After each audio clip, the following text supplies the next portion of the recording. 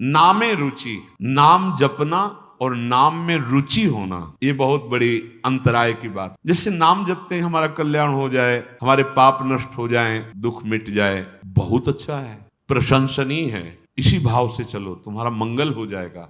पर यहां जो कह रहे हैं वो इस भाव का नहीं है कि पाप नष्ट हो जाए, हमारा दुख मिट जाए, नहीं। ये रुचि, जैसे बहुत कई दिनों का प्यासा व्यक्ति हो तो उसकी पानी में रुचि प्रकट हो जाती है। अब उसे रबड़ी दो तो अच्छा नहीं लगेगा, पानी। ऐसे हमारी रुचि नाम में हो। कब जानेंगे नाम में रुचि? देवर्षि नारद जी, तदर्पिता अखिलाचारिता तद्स्मरणेन परम व्याकुलते। हमारा हृदय तो जान।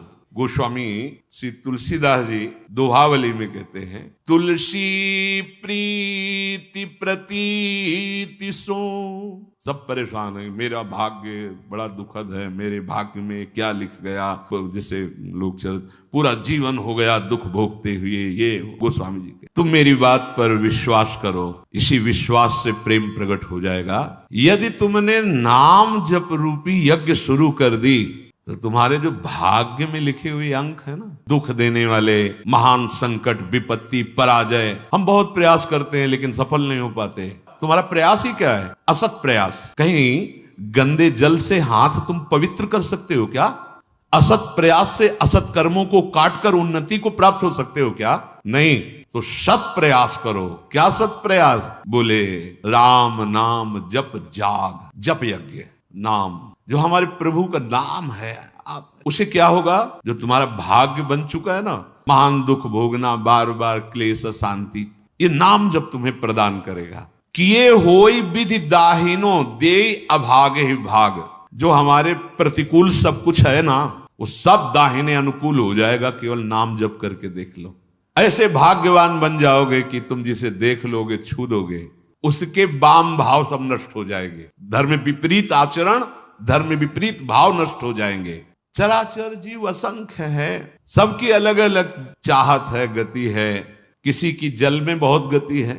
अब तैरना नहीं आता तो आपका शरीर पूरा हो जाएगा जल में, लेकिन मछली, कछुआ, मगरमच्छ, इनकी तो गति है, उसी में आनंदित रहते हैं। किसी की पृथ्वी में गति है, किसी की आकाश में गति है, पर मेरे जैसे की गति तो एकमात्र केवल नाम गति है। समझो, भाव कह रहे हैं। जैसे जलचर जीव जल में ही केवल सुखी रहता है, थलचर थल में, वायु वाला वायु में। तुलसी का सुख क्षेत्र तो केवल नाम है, नाम। श्री हरिवंश नाम नित कहो, नाम प्रताप नाम फल लहो, नाम हमारी गति सदा। ए सांप की जीभ की तरह लप लप लप लप जा, ये खा लूं, ये बोल लूं, ये प्रपंच कर लूं।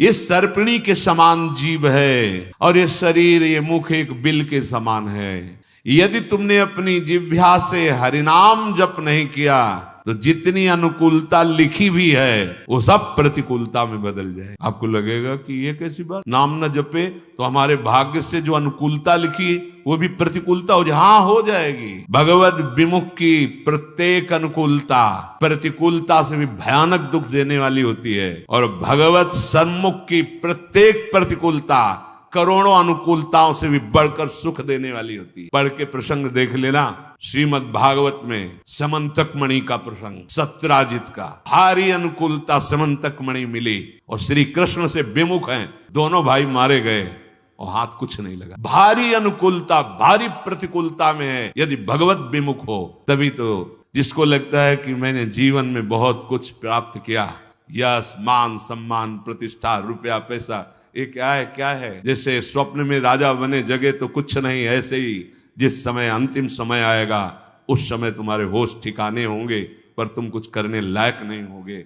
इसलिए जो नाम जप नहीं कर रहे, मानो अपने जीवन को जितनी भी अनुकूलता सब प्रतिकूलता में बदल रहे हैं। कैसी अद्भुत भक्ति है, प्रीति है महापुरुषों के हृदय में। हट जाए ऐसा हृदय जो प्रभु के नाम का स्मरण करते हुए आनंद नहीं आ रहा, रोमांच नहीं हो रहा। प्रभु की नाम महिमा, प्रभु का रूप, प्रभु की लीला सुनकर तुम्हारा हृदय आनंदित नहीं, फट जाना चाहिए हृदय इस काम का।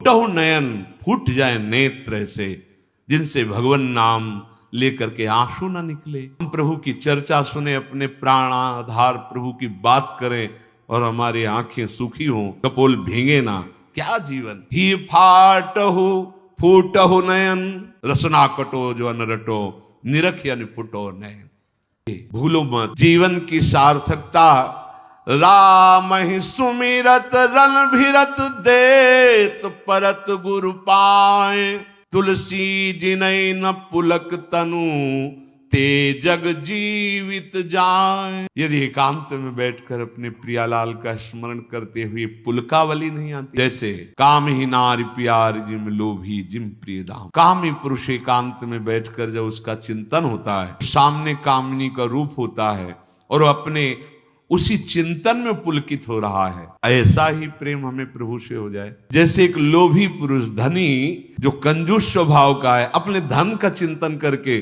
बड़ा सुख अनुभव करता है, इतना बैंक बैलेंस, इतना और जोड़ लेंगे, इतना कम से कम इतना हमें नाम में प्रेम हो जाए। गोस्वामी जी कह रहे, जो गुरुदेव भगवान को प्रणाम करते समय एक प्रफुल्लता, अहो भाग्य, गुरु चरणों में प्रणत होने का सौभाग्य, अहो भाग्य, आज इस बीमार शरीर की सेवा करने का सौभाग्य, अहो भाग्य, आज हमें भगवत यश गाने का सौभाग्य, नाम कीर्तन करने का सौभाग्य। बोले जिनके ऐसे समय में पुलकावली नहीं आती, आनंद नहीं आता, तो धिक्कार है उनके जीवन को, वे जीवित मृत के समान है। नाम जीवे दया, नामे रुचि, वैष्णव सेवा।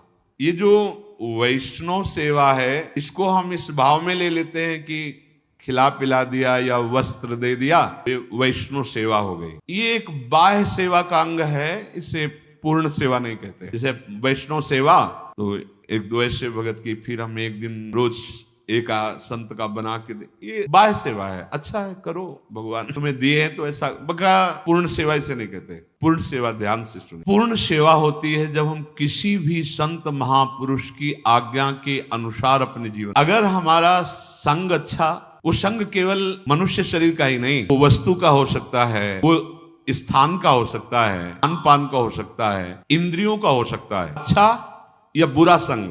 वैष्णव सेवा का तात्पर्य है किसी एक महापुरुष के वचनों को अपने जीवन का आदर्श मानकर इन सब संगों का त्याग कर दे, उसे सत्संग कहते हैं। क्या संग? वस्तु, खान पान, स्थान, साहित्य, दृश्य, इंद्रिय चेष्टा, जो हमें प्रभु से विमुख कर दे, वो वस्तु, वो खान पान, दृश्य, वो साहित्य, वो संग, वो स्थान, वो बुरा है, वो असत संग है। वो कोई भी हो, किसी भी वेश में हो, बहुत ध्यान से देखना। वैष्णव सेवा का तात्पर्य है किसी भी महापुरुष के उसके वचनों के अनुसार, क्योंकि हम सबके वचन तो एक साथ पालन नहीं कर सकते, तो किसी एक महापुरुष को अपना आदर्श प्रत्येक उपासक मानता है।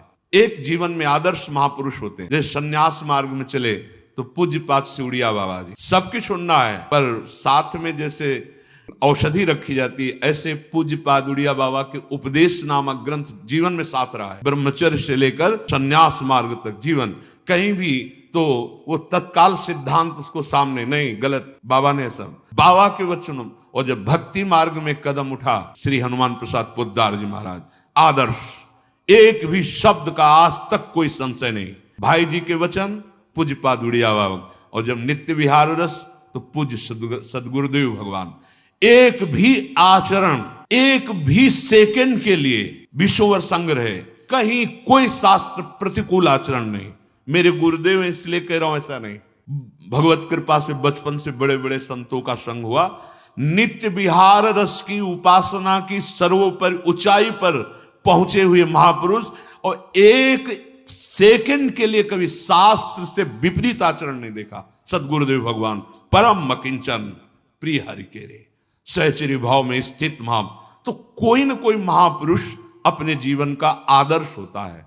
सबसे बड़ी वैष्णव सेवा किसी भी महापुरुष को अपने जीवन का आदर्श बनाकर उनकी आज्ञा के अनुसार चलना। इस कसौटी पर कस के देखिए, या तब वैष्णव सेवा मानी जाएगी। कोई भी स्थान, खान पान, साहित्य, दृश्य, इंद्रियों की चेष्टा, जो मुझे किसी भी आदर्श जिसको हमने माना है महापुरुष, उसके विपरीत ले जाए, वो सबको संग, चाहे वो वस्तु, व्यक्ति, स्थान, ग्रंथ, पंथ, कुछ भी हो, जो आदेश मिला है गुरुजनों उसके अनुसार, जिस वस्तु के सेवन से, जिस व्यक्ति के संग से, जिसके पढ़ने से, जिसके देखने से, जिससे व्यवहार करने से हमें प्रभु की याद बढ़ रही है और अपने आदर्श महापुरुष की आज्ञा पालन हो रही है।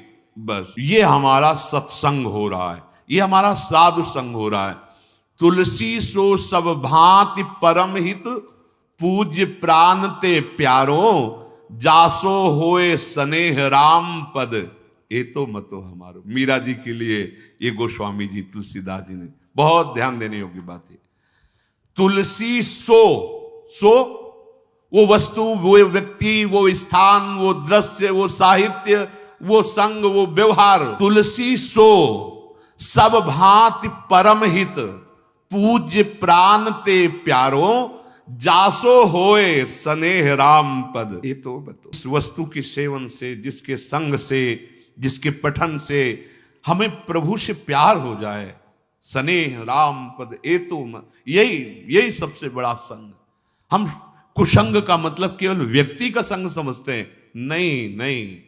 हर वस्तु, व्यक्ति, स्थान, वो जिसके संग से हमारे प्रभु प्रीति छूटे, प्रभु का स्मरण छूटे, हमारे गुरुजनों का आदर्श छूटे, जो हमें आज्ञा करी, वो कुसंग है। उसका सर्वतो भाव त्याग कर देना चाहिए।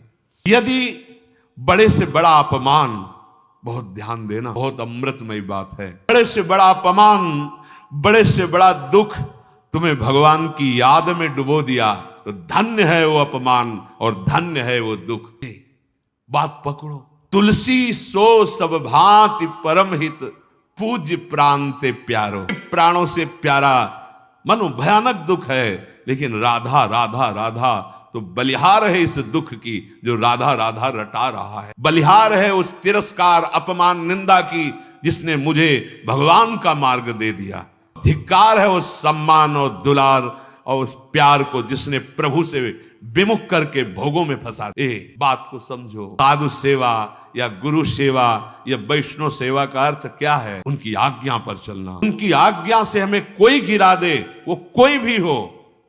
आप कहें सतबार महेशु, तजौन नारद कर उपदेशु, ये है साधु सेवा। यदि बड़ा से बड़ा दुख हमें हमारे प्रभु हरि के चरणों में बैठाल दे, तो इससे बड़ा सुख क्या हो सकता है? और सच्ची मानो, ये दुख ही एक औषधि ऐसी है जो एक रास्ता खोलती है हरि का, लेकिन माया ऐसे बंद रखती है और इधर ही भटकाती।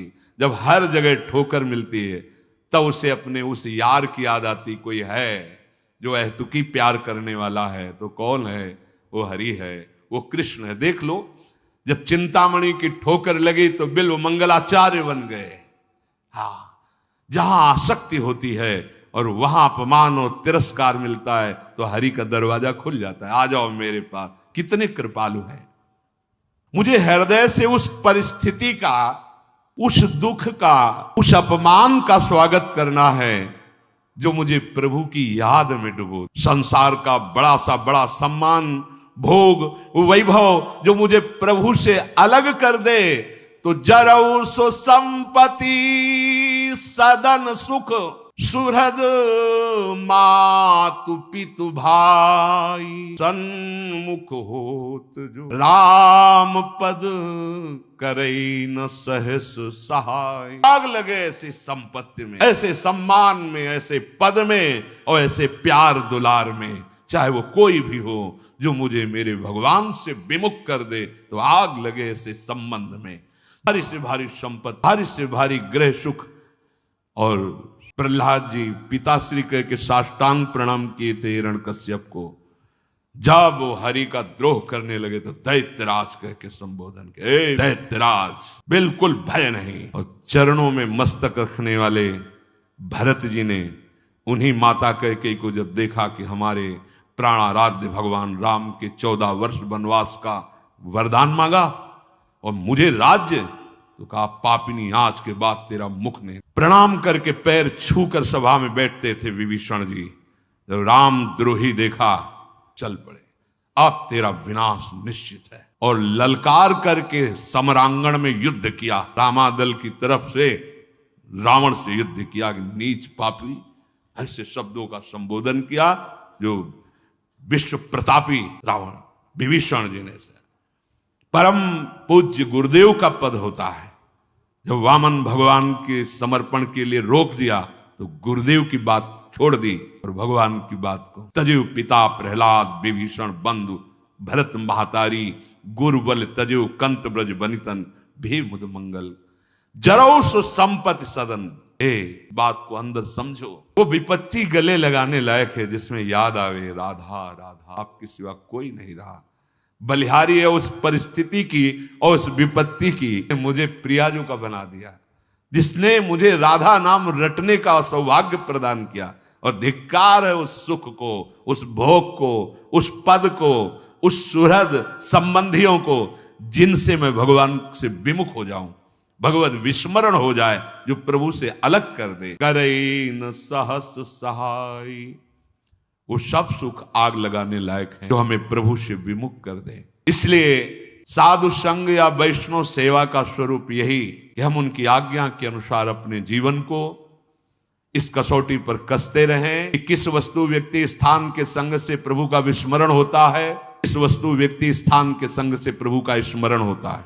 जिसे विस्मरण होता है वो कुसंग, और जिसमें स्मरण होता है उसे सत्संग।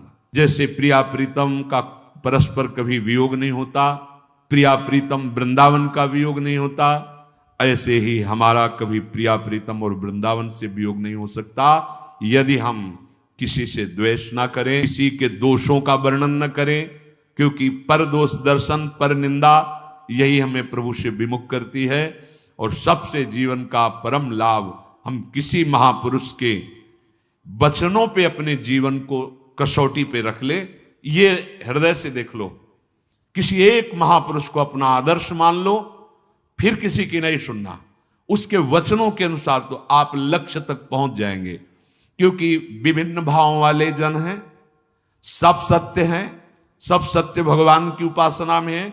एक भाव वाला सब दूसरे भाव का हो सकता है तुम्हें खंडन करता दिखाई दे, इसलिए सुने सबकी, किसी एक आदर्श महापुरुष को अपने जीवन का चरित्र नायक बनाकर उनकी आज्ञा के अनुसार चले। शेष चर्चा आगे। श्री राधा।